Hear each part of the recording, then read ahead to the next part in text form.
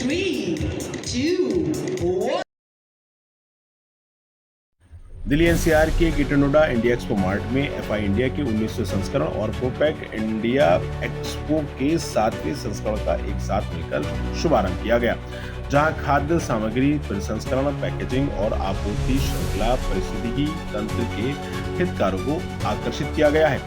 आपको बता दें कि यह शो 3 से 5 सितंबर 2025 के बीच India Expo Mart Delhi NCR में चल रहा है, जो वैश्विक और भारतीय हितधारकों को नेटवर्क बनाने, नवाचार करने, भोजन के भविष्य को आकार देने के लिए एक साथ ला रहा है। वहीं यह शो 15,000 से अधिक पेशेवरों को स्वागत करने के लिए तैयार है, जिसमें 340 से अधिक प्रदर्शक और मजबूत अंतर्राष्ट्रीय भागीदार शामिल हैं। यह मंच दुनिया के सबसे तेजी से बढ़ते खाद्य और पेय बाजारों में से एक में उच्च मूल्य की सोर्सिंग, सहयोग और निवेश को सक्षम करना जारी रखता है। भारत का खाद्य प्रसंस्करण क्षेत्र विनिर्माण उत्पादन का 7.7% है और 70 लाख से अधिक नौकरियों का समर्थन करता है। ब्यूरो रिपोर्ट, सबका समय, दिल्ली।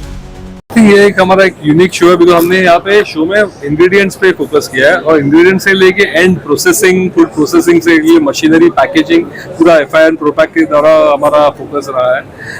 ये शो में हमको this is the biggest one we are putting और इसमें नियरली 350 से ज़्यादा एग्जिबिटर्स है, 15,000 से ज़्यादा अटेंडीज, टोटल 50 देशों से ये शो में आए हुए हैं। So this is become a hub for international business now. Indian की फूड इंग्रेडिएंट्स इंडस्ट्री को कैसे ग्लोबल स्टेज पे शोकेस किया जाए। फूड एज अ सेक्टर, हम लोग अभी food has always been a very prominent sector, but government ने इसके अभी बहुत ज़्यादा बेनिफिट देना चालू किया है। जैसे बजट में 30% ज़्यादा इंक्रीज किया है बजट कॉन्ट्रीब्यूशन, जिससे आज नए फूड पार्क बन रहे हैं।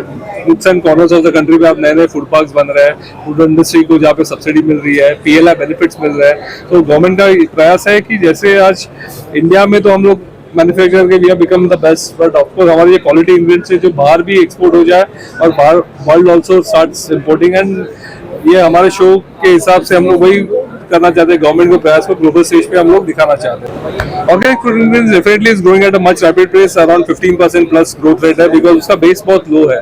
तो अभी अडॉप्शन अच्छा हो रहा है। Organic as a industry 75,000 crore की ऑलरेडी ये साल होने वाली है। We are seeing around 15% growth. Definitely ये I would say in next 5 साल में डबल से ज्यादा ये इंडस्ट्री हो जाएगी।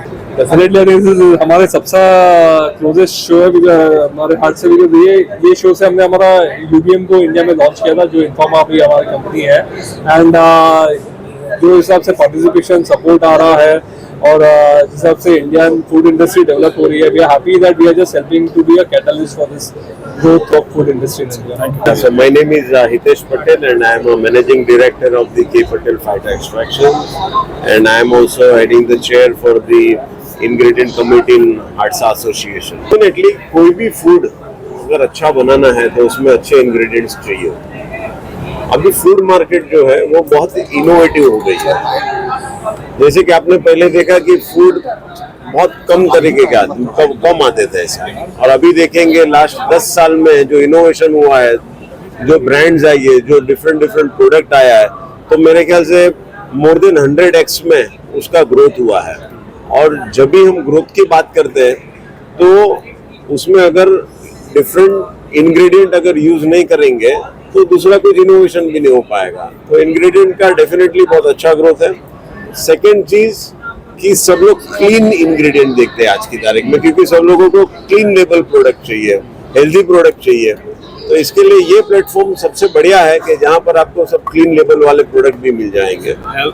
वेज और नॉनवेज की बात करें तो it's not about the veg और nonveg, it's about the clean label. Yes. So, India is a vast country. I don't have to talk about it. And the traditional foods that are there are not just raw foods. They are all processed.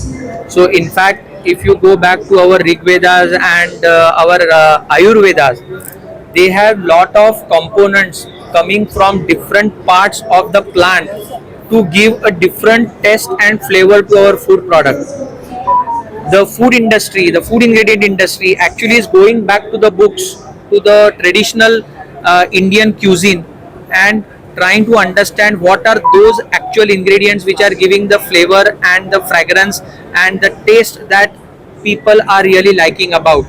और mass scale में कैसा produce होता है, क्योंकि जब हम लोग घर पे बनाते तो छोटा स्केल में बनाते, 4 लोग 5 लोग 10 लोग 50 लोग खाते, लेकिन अगर 1.4 बिलियन लोगों को खिलाने का, या जैसे हमारे मोदी जी बोलते हैं कि Indian food should be on the every dining table of the world, 8 billion लोगों को अगर खिलाने का रहेगा तो मास प्रोडक्शन लगेगा. एंड ये जो R&D हो रहा है, अभी रिसर्च हो रहा है, तो ये मास स्केल पे कैसे प्रोड्यूस हो सकता है उसके बारे में, उसके ऊपर अभी बहुत सारा रिसर्च हो रहा है.